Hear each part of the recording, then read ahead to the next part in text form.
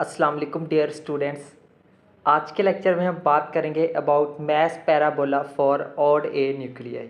Students, सबसे पहले हम जो है वो इसका इंट्रोडक्शन देखेंगे यहाँ से, ठीक है। लास्ट लेक्चर में हमने मैस पैराबोला क्या होता है, ठीक है, उसको हमने डिस्कस कर लिया था। तो आज देखेंगे mass parabola for odd A nuclei. तो यहाँ से स्टार्ट करते हैं इसके इंट्रोडक्शन के साथ। Since the pairing energy for odd A nuclei is given by, हम जानते हैं कि जो पेयरिंग एनर्जी होती है किसी भी ऑड ए न्यूक्लियाई के लिए, वो हमारे पास किसके बराबर होती है, वो हमारे पास में ज़ीरो के बराबर होती है, ठीक है।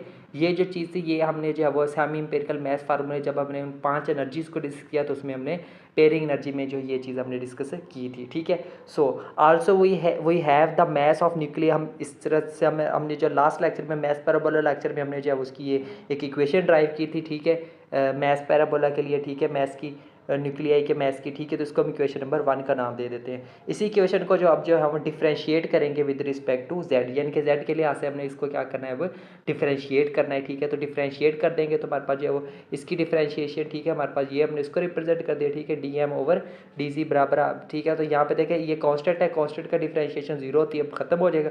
इसको जेड के लिहाज से करेंगे तो सिर्फ बी रह जाएगा, और इसमें देखें जेड स्केयर है, पावर स्टार्ट में आ जाएगी, तो ये आ जाएगा 2c जी हमारे पास आ जाएगा, ठीक है। इसको हमने डिफरेंशिएट कर लिया। अब हम जानते हैं कि फॉर अ स्टेबल आइसोबार, जो हमारे पास एक स्टेबल आइसोबार होती है, ठीक है, उसमें हमारे पास क्या होता है, put D M over D G is equal to, उसमें हमारे पास जो ये जो टर्म है डी एम ओवर डी, इसको हम किसके इक्वल पुट करते हैं, जीरो के पुट इक्वल करते हैं। और हमारे पास जो जेड है उसको किसके इक्वल पुट करते हैं, जेड नॉट के इक्वल पुट करते हैं, ठीक है। तो ये जो दो कंडीशन है, अगर हम ये वाली कंडीशन इस इक्वेशन के ऊपर लगाएं तो हमारे पास इक्वेशन में क्या बन जाएगी, zero will be equal to B plus 2c G, यानी कि इसकी जगह पर क्या आ गया हमारे पास जीरो, और ये वाली टर्म जो है वो यहाँ पे आ गई, ठीक है। हाँ, एक चीज़ आपने यहाँ पे देखना, ये जो z है ना, इस z की जगह पे क्या आएगा, यहाँ पे z नॉट आएगा, ठीक है। ये आपने इसको रिप्लेस कर लेना है। ये जो अगर हम यहाँ से z नॉट की अगर हमने वैल्यू कैलकुलेट, ये जो b है दूसरी तरफ जाकर माइनस हो जाएगा, और 2c जाकर b पर क्या हो जाएगा, डिवाइड हो, तो ये आ गया z not is equal to minus B over 2c, ठीक है जी। ये आ गई हमारे पास इक्वेशन नंबर 2 आ गई, ठीक है।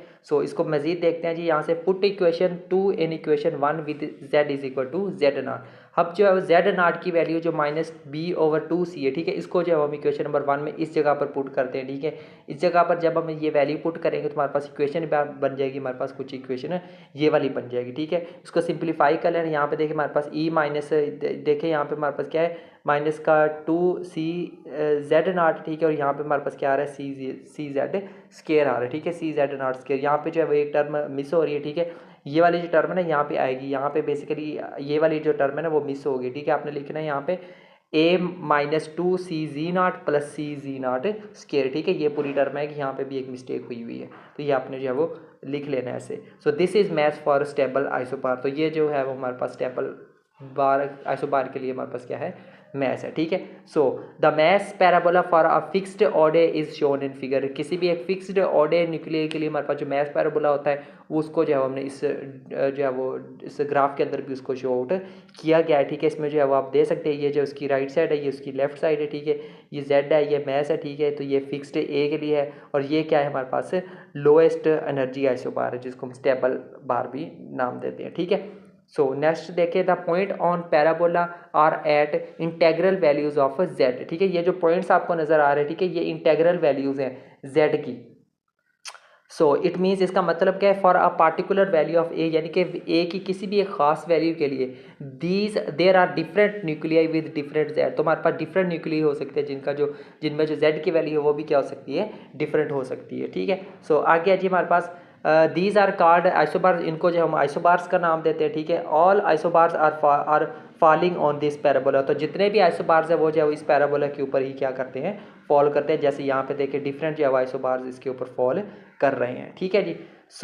उसके बाद है जी हमारे पास the all other isobars lie on parabola are radio active are beta decaying. हमारे पास जितने भी आइसोबार्स हैं उसके ऊपर, इस पैराबोला के ऊपर जो लाई कर रहे हैं वो सारे के सारे रेडियो एक्टिव होते हैं, या फिर हम उसको बीटा डिकेइंग का नाम भी देते हैं। They will emit beta inverse decay, वो जो है हमारे पास बीटा इनवर्स डिके को जो, या फिर बीटा प्लस डिके पार्टिकल्स को जो है वो एमिट करेंगे, ठीक है। दे मे अंडरगो एज इलेक्ट्रॉन कैप्चर, वो जो है वो एज अ इलेक्ट्रॉन कैप्चर भी वो काम कर सकते हैं, ठीक है स्टूडेंट जी। तो ये था हमारा आज का लेक्चर, जिसके अंदर जो है वो हमने डिस्कस किया है maths parabola for odd A nuclei. उम्मीद करता हूँ आपको आज का लेक्चर भी अच्छे से क्लियर हो गया होगा। तो जिसमें हमने जो है वो maths parabola for odd a nuclear को डिस्कस किया है। नेक्स्ट लेक्चर में हम बात करेंगे maths parabola for even a nuclear, ठीक है। तो उसी के साथ जो है हमारा मैथ्स पैराबोला का जो लेक्चर है वो एंड हो जाएंगे, ठीक है।